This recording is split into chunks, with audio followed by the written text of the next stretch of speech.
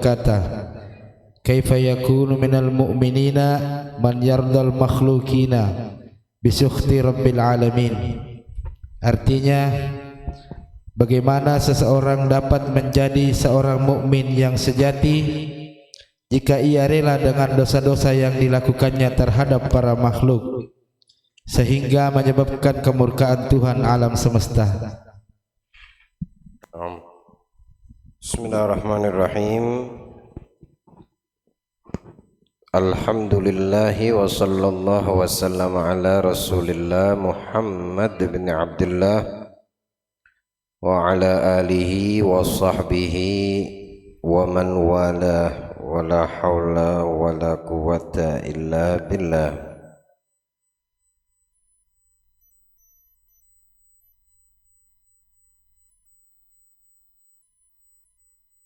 Qala al-imam al-Qutb ad-da'wah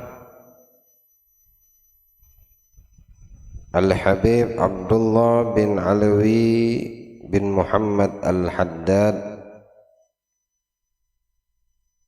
fi hikmatur rabi'ah, dalam kesempatan hikmah yang keempat, kaifa yakunu minal mu'minina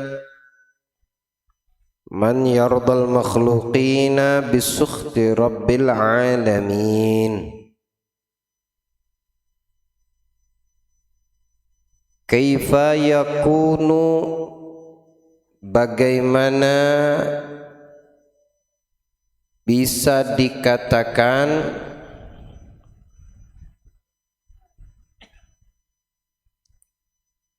atau suatu hal yang sulit, bagaimana mungkin dikatakan jika didapati pada manusia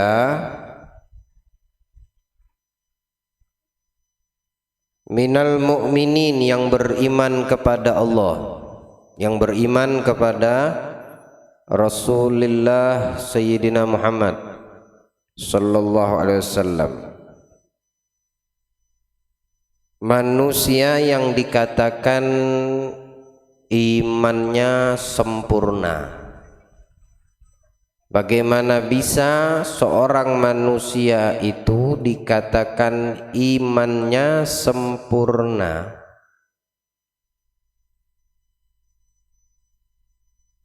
Mayyurdi al-makhluqin, manakala orang tersebut, si hamba Allah ini, manusia ini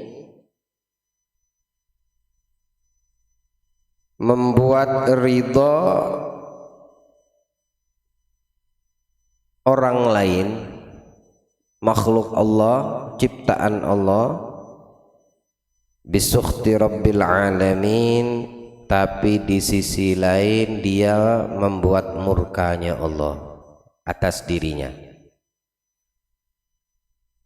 Kita ini tidak memiliki diri kita sendiri. Nggak ada manusia yang memiliki dirinya sendiri. Bahkan kita ini, diri kita tidak bisa mendatangkan mudarat atau mendatangkan manfaat untuk diri kita sendiri, apalagi kalau orang lain.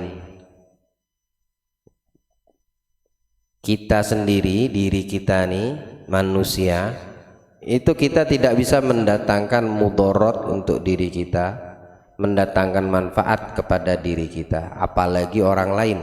Kita bicara diri sendiri, karena kita ini dimiliki, bukan pemilik. Yang memiliki itu namanya pemilik. Pemiliknya siapa? Allah, karena dia yang menciptakan semua ciptaan yang ada.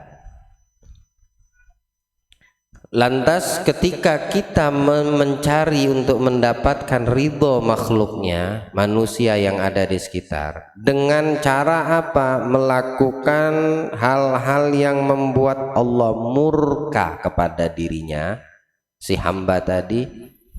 Yang seperti ini kata Imam Al-Haddad di dalam hikmahnya yang keempat, tidak dikatakan dan tidak akan bisa dia sampai kepada puncak kesempurnaan iman. Sejatinya orang-orang yang beriman tidak bakal dia dapatkan selagi dia membuat murkanya Allah dengan cara membuat ridho orang lain.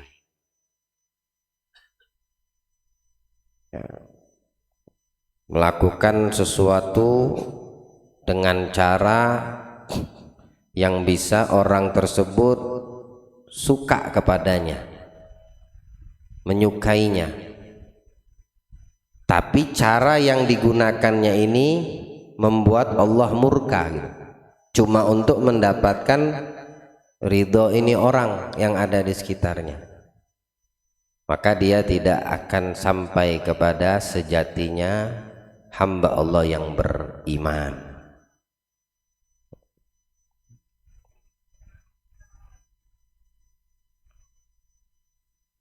Allah itu kalau sudah murka sama seorang hamba, sama manusia, sama makhluk ciptaannya, tidak akan ada yang bisa menyelamatkan orang tersebut dari murkanya. Yaitu tadi, kita ini memiliki diri saja tidak, mendatangkan manfaat atau mudarat juga tidak, karena kita ini dimiliki Allah. Nah, orang yang sudah dimurkai sama Allah, maka tidak akan ada siapapun bisa menyelamatkan orang tersebut dari murka Allah, siapapun. Kalau Allah udah murka sama seorang hamba, maka apa yang didapati hamba yang dimurkai Allah ini, dia jauh dari rahmatnya, jauh dari rahmat Allah.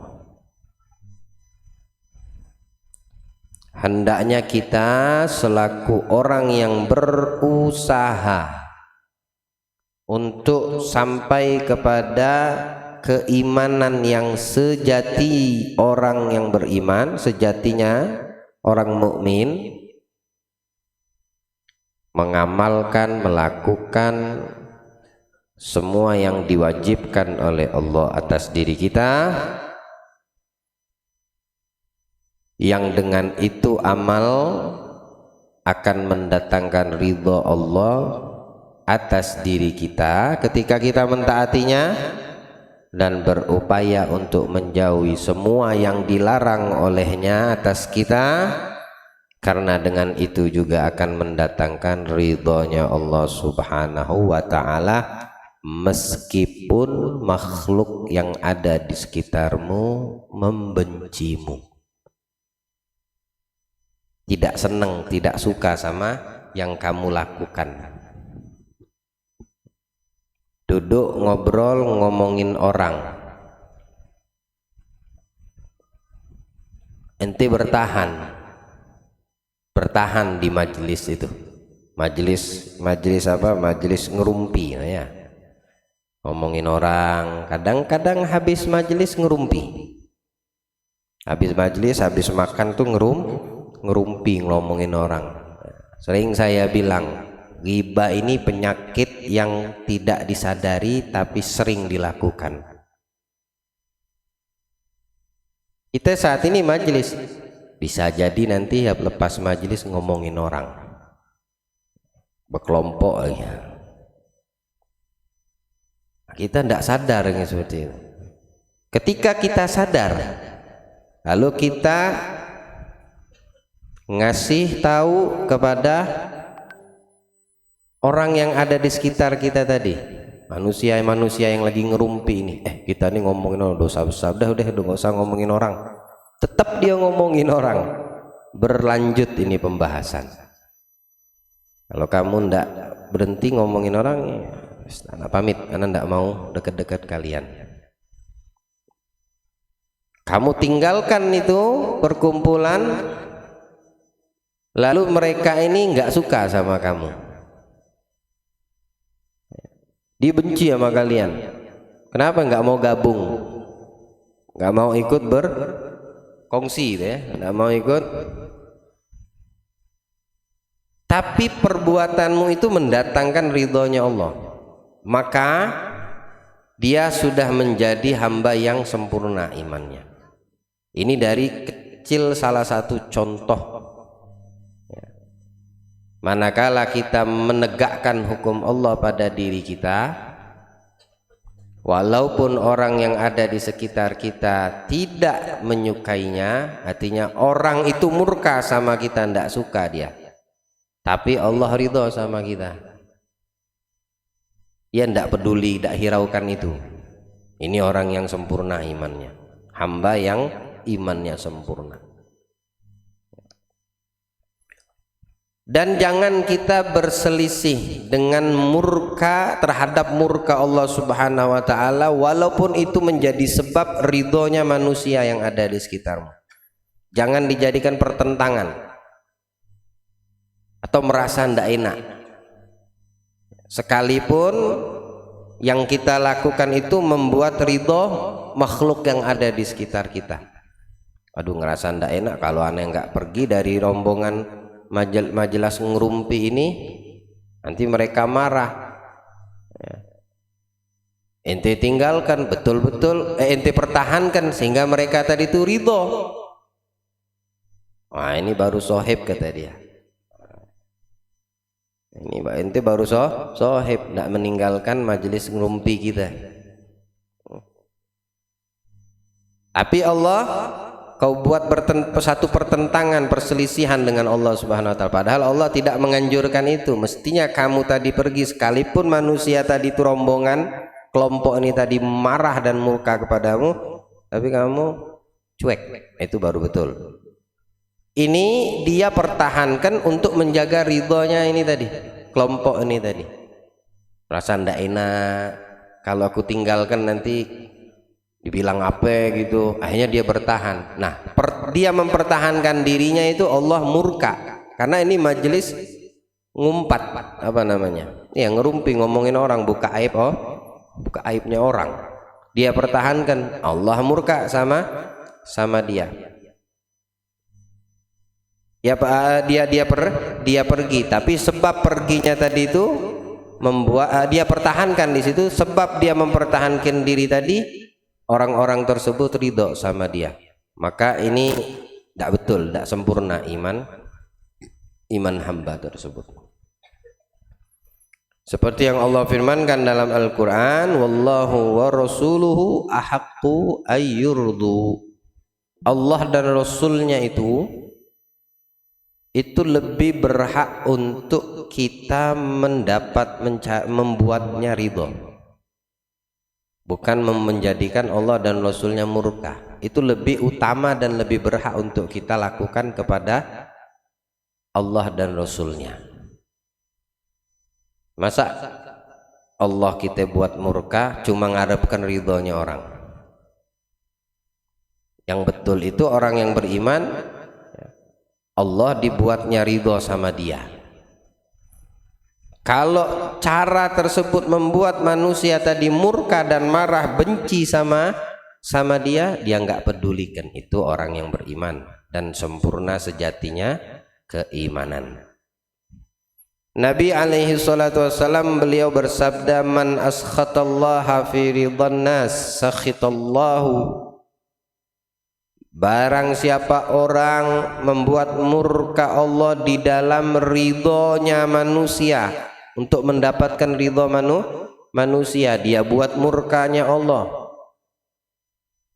Mungkin dengan cara, dengan prosedurnya, dengan menjaga perasaannya, tapi cara yang digunakannya ini membuat Allah murka padanya. Sakhitallahu lahu, maka Allah murka kepada ini hamba.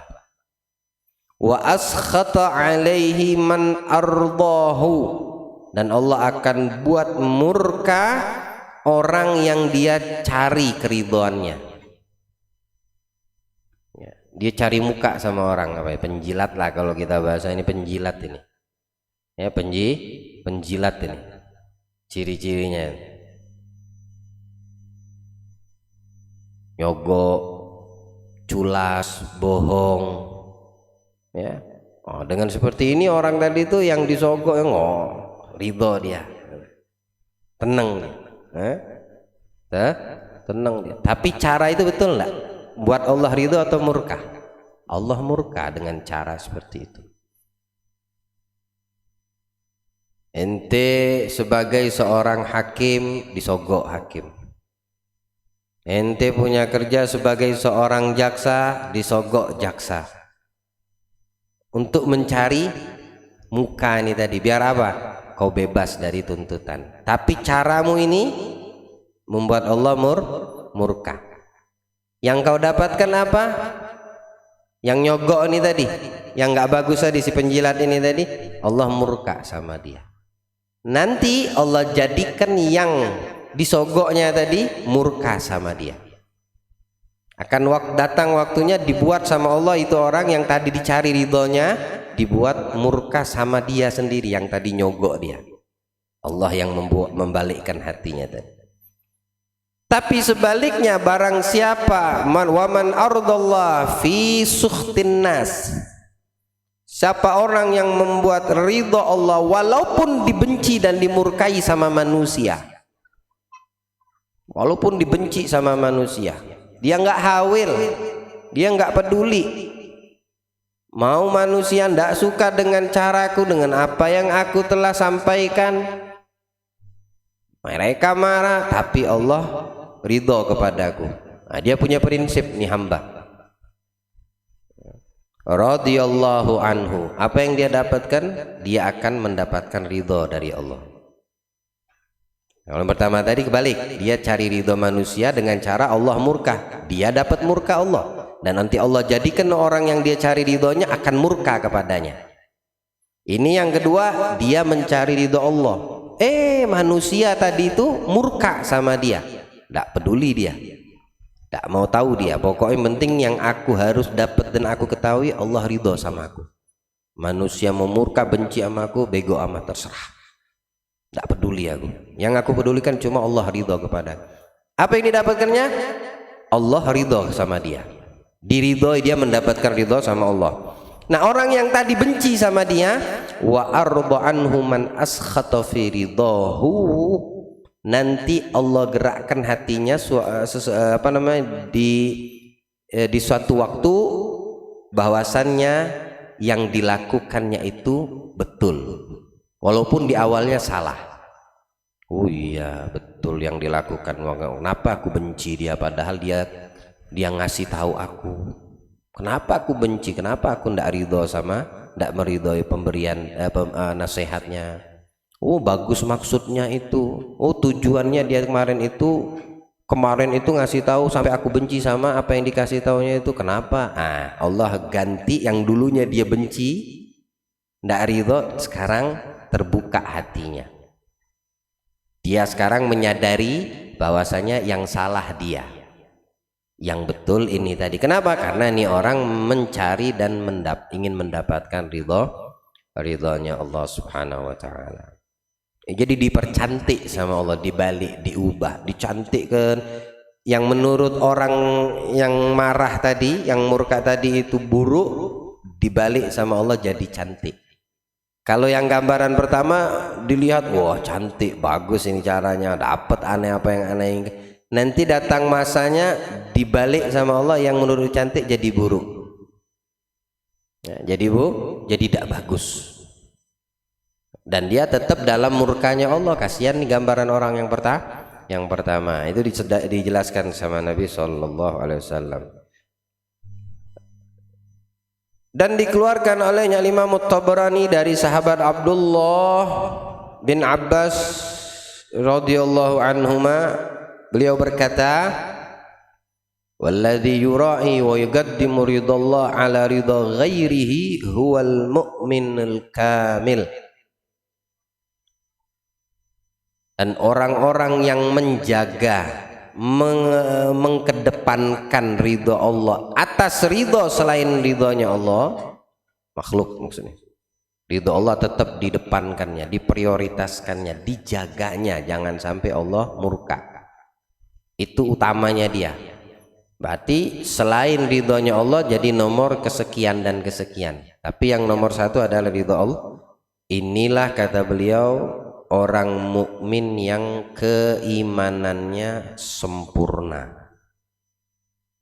Alladzi kafahullah an ma'unatin nas. Dia akan diberikan kecukupan oleh Allah, si mukmin yang sempurna ini tadi, ya, dari semua yang dibutuhkan oleh manusia, dicukupin sama Allah. Apa yang menjadi kebutuhan manusia dia tidak ada, dicukupin sama Allah karena dia mukmin yang sempurna.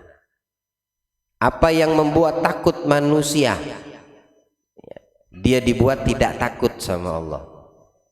Manusia takut kehilangan harta, dia dibuat sama Allah tidak takut kehilangan harta karena sempurna imannya.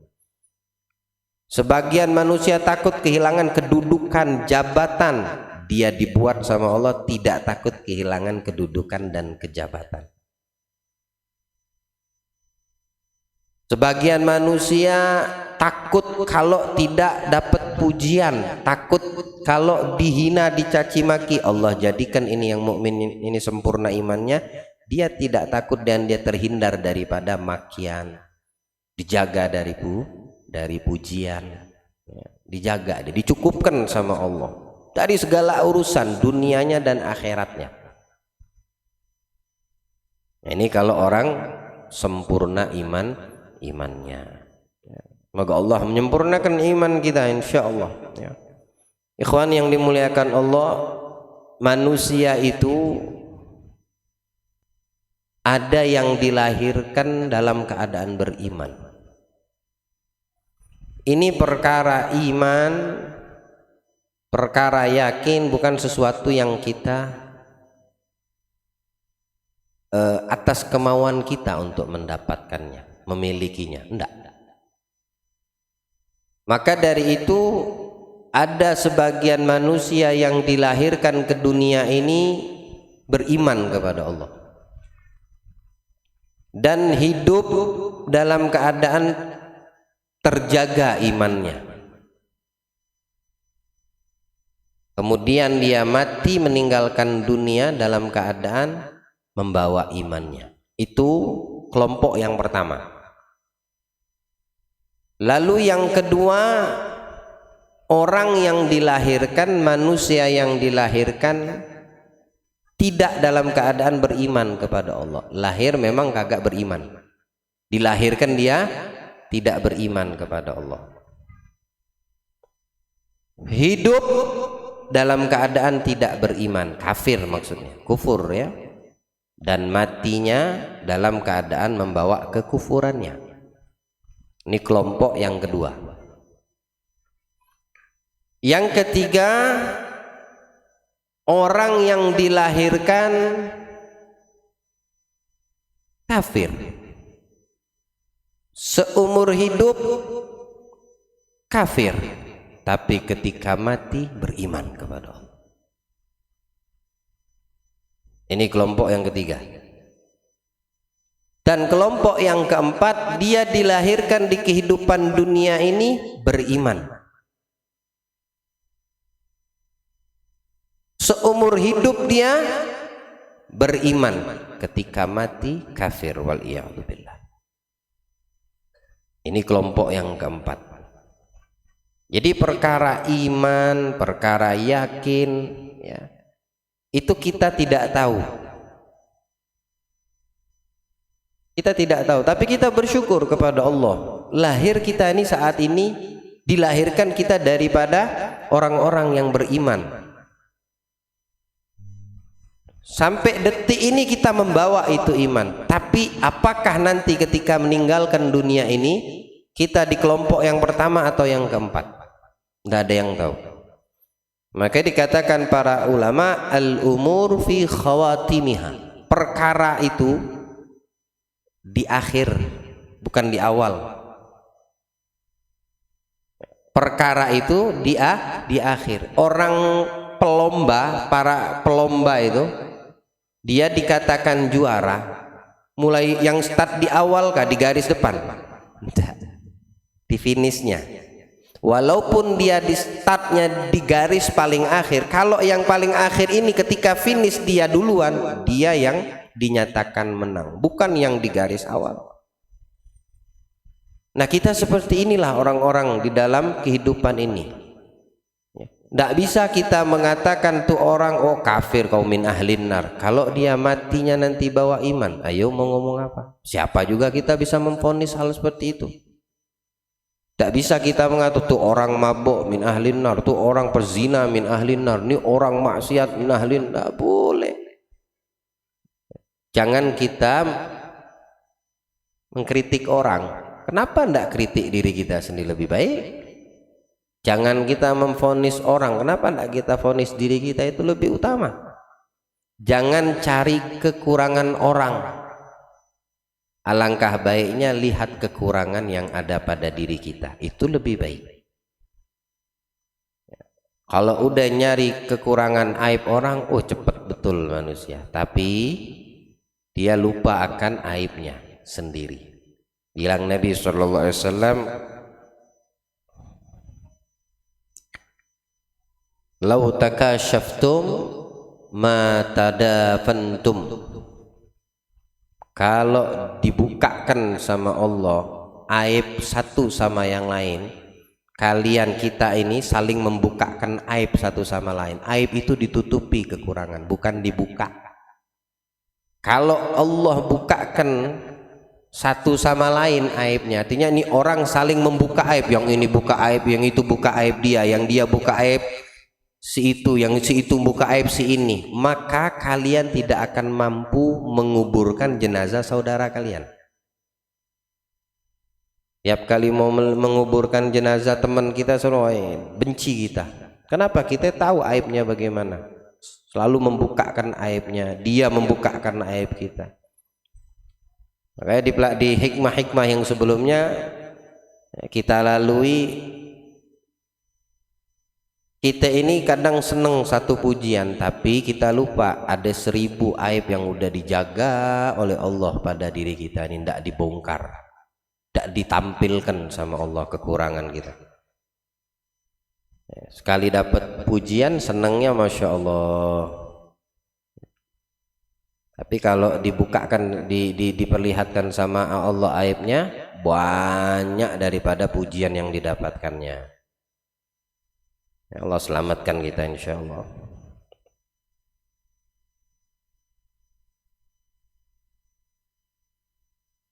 Sayyidatuna Aisyah pernah mengatakan, beliau mendengar Nabi sallallahu alaihi wasallam bersabda,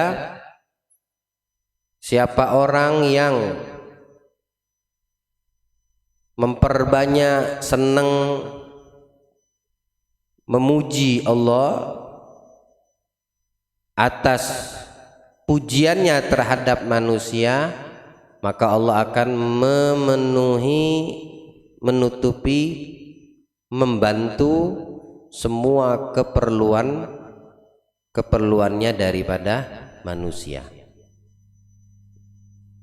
Allah akan menutupi, membantunya daripada dia tidak butuh kepada manusia lagi, sudah Allah bakal beri kecukupan dia, sehingga ini hamba Allah tidak akan lagi kembali dan datang kepada manusia, kepada makhluk. Kenapa? Karena dia selalu senantiasa mengedepankan pujiannya kepada Allah daripada pujiannya kepada atas manusia.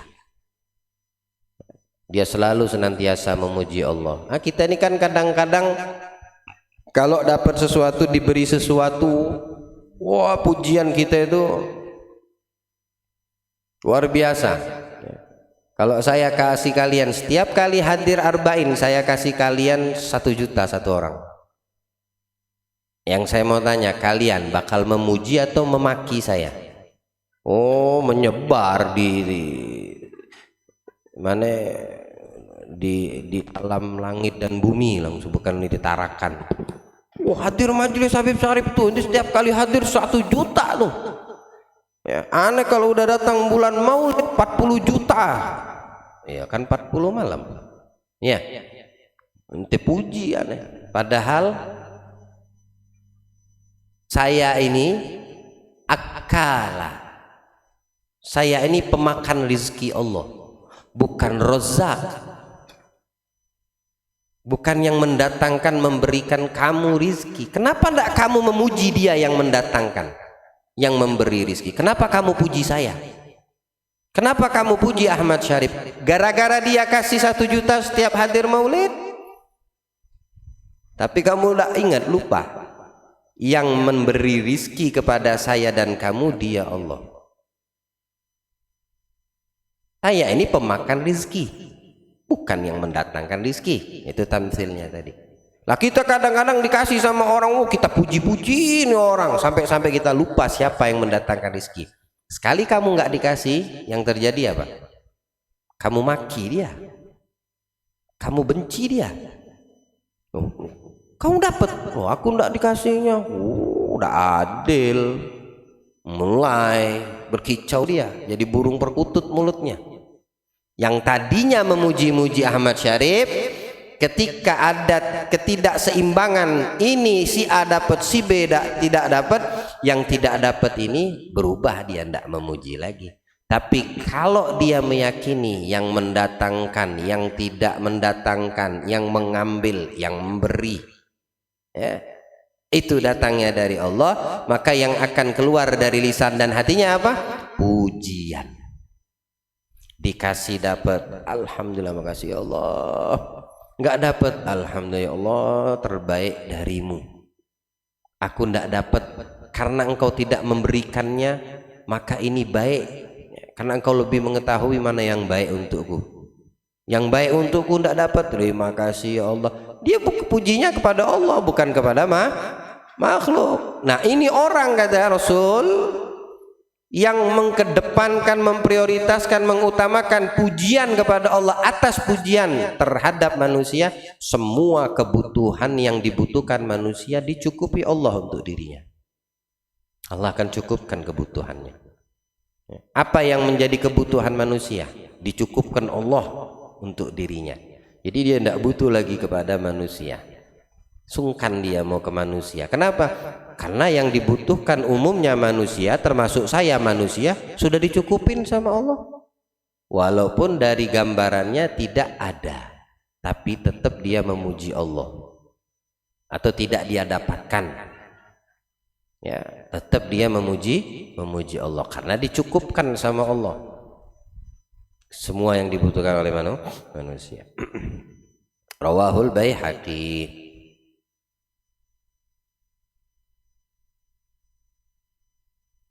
Lalu di dalam hadis riwayat yang lain, Nabi bersabda, inna min dhafil yakin, di antara sesungguhnya dari tanda-tanda paling lemahnya keyakinan. Apa yang pertama? Ayyurdiyan nas bisukhatillah, mencari ridha manusia dengan membuat murkanya Allah. Ini orang lemah keyakinannya. Manusia dicari ridhonya, dicari muka manusia, tapi Allah dibuatnya murka. Allah tidak ridho sama dia, dia cuma mencari ridho orang aja, manusia yang ada di sekitarnya. Nah ini dhaful yakin, lemah imannya sama Allah, lemah keyakinannya kepada Allah Subhanahu wa taala. Yang kedua, tahmadahum ala rizkillah, dia selalu memuji orang-orang yang mendatangkan rizki dan dia melupa atas rizki yang telah Allah datangkan untuknya. Dia lupa kepada yang mendatangkan rizki, tapi dia memuji yang memberinya. Ini dhaful yakin, lemah keyakinan manusia ini. Rizki itu bisa jadi datangnya dari orang yang kamu suka kepadanya atau dia suka kepadamu, bahkan bisa jadi dari orang yang benci kepadamu, atau sekalipun orang itu kikir, sekalipun itu orang pelit kikir, bisa Allah jadikan melalui dia rizki Allah datang dan sampai kepadamu, ya. Dan yang ketiga, wa antadzummahum ala ma lam yu'tikallah. Lemahnya keyakinan seseorang, kamu akan mencela atas apa yang tidak kamu dapatkan melalui manusia tersebut yang Allah datangkan untukmu, kamu tidak dapatkan. Kamu akan mencela. Tidak pandai bersyukur berarti dia tidak dapat yang itu dapat.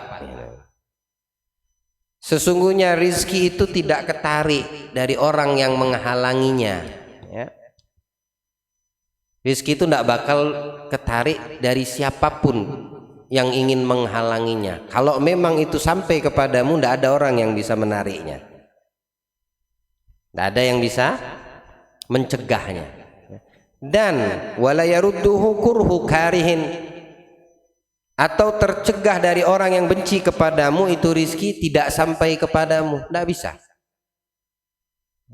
Mau dia benci kepadamu, kalau rizkimu itu tetap bakal sampai kepadamu, ya, bakal tetap sampai. Sekalipun yang benci kepadamu mencegah, berupaya bagaimana kamu tidak dapat, tetap nyampe, tetap nyampe. Ini orang pelit, bakil sama harta. Ada orang miskin datang minta tolong, tidak dibantu sama dia, padahal dia mampu untuk membantu, karena sifat kikirnya. Tapi kalau ini yang datang minta bantuan melalui si kikir tadi, sebabnya dapat rizki dari Allah, tetap si kikir akan mengeluarkannya walaupun dia pelit, karena memang tidak ada yang bisa mencegah, nggak ada bisa menarik apa yang sudah menjadi ketetapan Allah. Apa yang menjadi ketetapan Allah, nggak ada yang bisa mencegahnya, nggak ada yang bisa menghalanginya atau mendatangkannya. Kalau Allah tidak menginginkannya, tidak ada yang bisa juga. Ente pengen memberikan, ente pengen seperti ini, pengen memberikan ini, orang pengen, tapi Allah tidak mengkehendakinya, nggak bakal kamu dapatkan, nggak bakal terlaksana. Maka berserahlah kepada Allah dengan sebaik-baik arti berserah diri. Engkau akan menjadi orang yang paling tenang, hatimu menjadi hati mukmin yang sejati. Tidak ada kekhawatiran, tidak ada ketakut. Dapat alhamdulillah, kagak dapat tetap dia memuji Allah alhamdulillah. Ada alhamdulillah, hilang alhamdulillah. Kenapa? Karena dia berserahnya kepada Allah.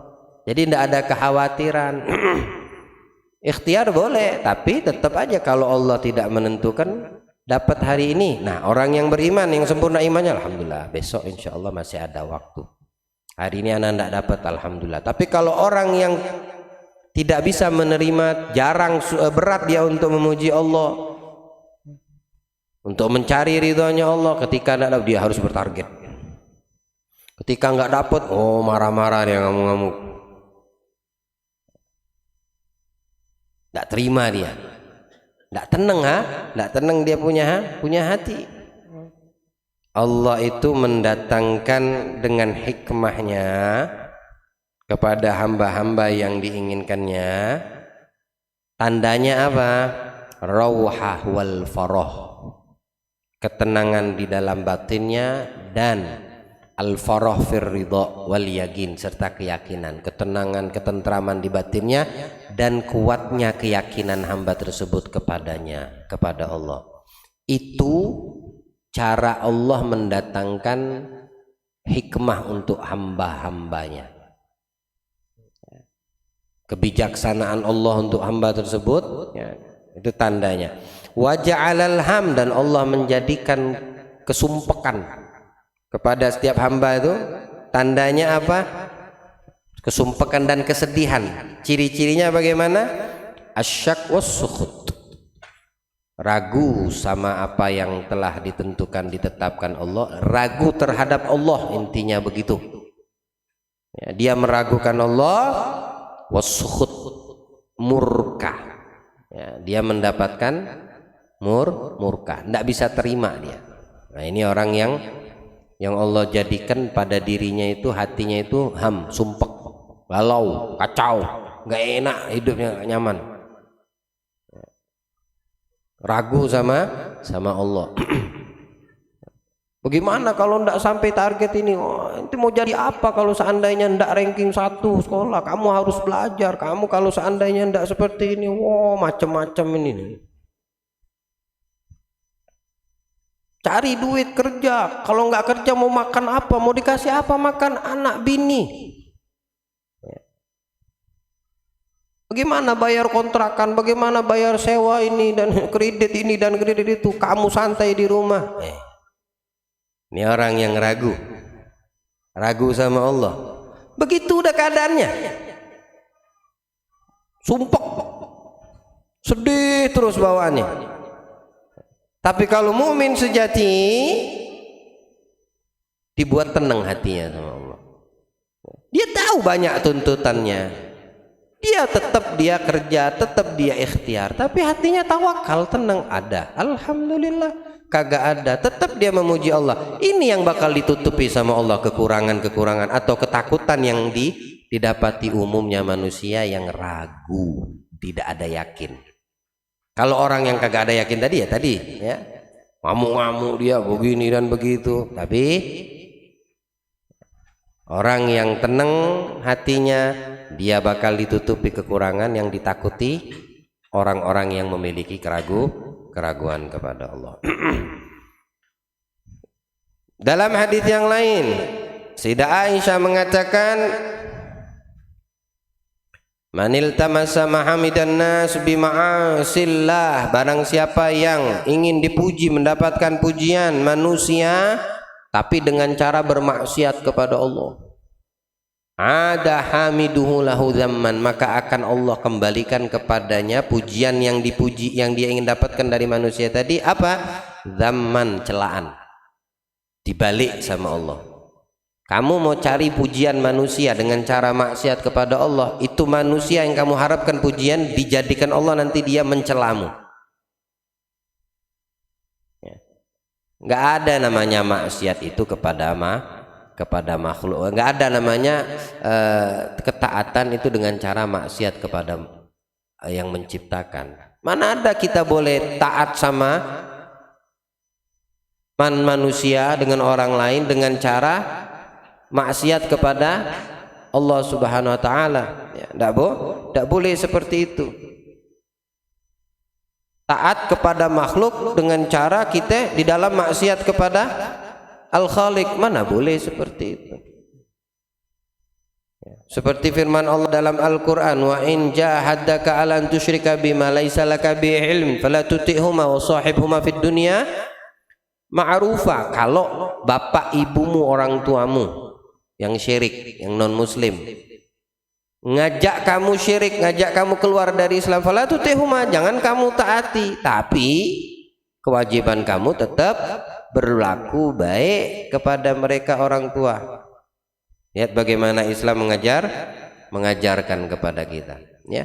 Untuk mengikuti tidak boleh, dosa kita. Tidak ada taat kepada makhluk sekalipun itu bapak dan ibumu, kalau itu bentuk maksiat kepada Allah. Taat kepada ibu, taat kepada bapakmu fi amrin mubah, untuk perkara yang mubah. La tarkul wajibat wala fi'lul ma'siyah wal munkarat. Kalau udah itu meninggalkan kewajiban, kalau itu melakukan perkara yang maksiat dan mungkarat, dak wajib dan haram engkau sebagai anak mentaati sekalipun itu ibu dan bapakmu. Apa contoh salah satunya? Ada orang tua memerintahkan anaknya, anak perempuannya, ya, karena si bapak, si orang tua ini tidak suka sama menantunya. Kalau kau memang anak bakti, kau ceraikan, ya. Kau cerai saja sama dia. Kalau kamu tidak cerai, tidak kamu pisah, karena ini urusan kebencian si bapak sama menantu. Itu urusan dia sama menantu. Tapi engkau sebagai seorang istri, kewajibanmu ada taat kepada suami. Beda kalau pembangkang, beda kalau nusyuzat. Memang ini sosok istri bandel, ya, tidak taat, selalu membangkang, selalu kurang ajar sama mertua. Nah, ini ndak nih orang khair, masya Allah, dibenci iya tapi dia tidak membalas, tidak pernah bikin ulah. Dasar orang tuanya aja kesel dongkol, ndak demen sama mantunya, akhirnya disuruh anak perempuannya itu menuntut cerai suaminya. Apa wajib mentaati? Kewajiban si istri taat sama suami itu perintah wajib. Nah, kalau sudah ini dikatakan keluar dari kewajiban, maka ndak ada hak, ndak berdosa si anak untuk tidak mentaati orang tua. Tapi kalau fi'lul mubah, perkara yang mubah, yang nggak ada haram, yang nggak ada pahala, nggak ada dosa, maka wajib. Jangankan yang mubah, perkara yang taat seperti sholat aja, kalau dipanggil orang tua wajib kau tinggalkan sholat sunnah tadi, saking pentingnya panggilan orang tua. Ya, begitu juga dengan yang mubah. Tapi kalau untuk si anak meninggalkan kewajibannya sebagai seorang hamba kepada perintah Allah, lalu dia mentaati orang tuanya, maka tidak ada kemaksiatan, tidak ada ketaatan kepada makhluk di dalam maksiat kepada Allah. Orang tua bilang nggak usah sholat, sudah bantu bapak nih, bantu ibumu itu, nantilah sholat. Sholatnya sholat wajib ya, kalau sholat sunnah oke lah. Dia belum sholat wajib, belum sholat fardu 5 waktu, mau sholat si abah sama ibu, nanti dulu sholat tuh, padahal waktunya udah mepet ini. Nanti pak saya sholat sebentar 5 menit, nanti udah sholat, ini lebih penting orang tuamu, tapi sholatnya sholat fardu. Dia harus tetap mendirikan sholat. Keluar dari mulut ibu bapaknya, anak durhaka, bego amat, peduli amat, sekalipun itu orang tua. Kenapa? Karena tidak ada di atas haknya Allah apapun ya. Bagaimana kita mencari ridho orang tua kita, manusia tuh, makhluk tuh, tapi membuat Allah murka kepada kita. Tidak boleh, tidak dikatakan ma yakunul mu'min ya. Seperti mana yang dikatakan Imam Al-Haddad, mayurdil makhluqin bisukhti rabbil alamin. Jadi taat kepada orang tua itu fi amrin mubah. Seorang wanita salihah nama Rabi'atul Adawiyah, beliau mengatakan dalam sebuah syair, ya laitaka tahlu wal anamu mariratun, laitaka tahlu wal anamu mariratun, laitaka tardah wal anamu ghidabu. Aku ndak mau tahu dah, ndak aku peduli lagi seandainya engkau ya Allah berbuat manis, berlaku baik dan manis kepadaku, dan manusia semua memperlakukanku dengan pahit, aku ndak peduli, kata. Yang penting engkau manis kepadaku, baik kepadaku ya Allah, sekalipun semua manusia berlaku pahit kepadaku, jahat kepadaku, benci kepadaku, yang penting engkau tidak benci kepadaku. Laitaka tardah wal anam ridhabu, seandainya engkau ya Allah ridha kepadaku, sekalipun manusia benci murka kepadaku, aku tidak peduli. Ada Rabi'atul Adawiyah ya. Mau semua alam semesta makhluk ini benci, yang penting engkau tidak benci kepadaku, udah cukup ya Allah, itu yang aku inginkan. Engkau ridha kepadaku, nah udah dapat. Sekalipun manusia semua benci kepadaku, marah kepadaku. Walaita baini wa bainaka amirun, seandainya ya Allah engkau hubunganku denganmu itu makmur, makmur hubunganku denganmu ya Allah itu makmur, percintaanku, asmaraku denganmu makmur ya Allah. Wa baini wa bainal alamina kharabu, dan hubunganku dengan makhluk, dengan semua alam semesta ini kharab, hancur, tidak jadi masalah, yang penting aku denganmu makmur ya, itu ya. Ini pola pikir mukmin yang sejati. Dia tidak memikirkan kalau bab ridho, yang pertama ridhonya Allah, Ya, yang pertama ridhonya Allah, dan sebab-sebab mendatangkan ridho Allah itu memang banyak, tapi di dalam pengaplikasiannya itu harus kita lihat. Kalau berkaitan dengan bab orang tua, ya lihat dulu bertentangan dengan hak Allah atau tidak.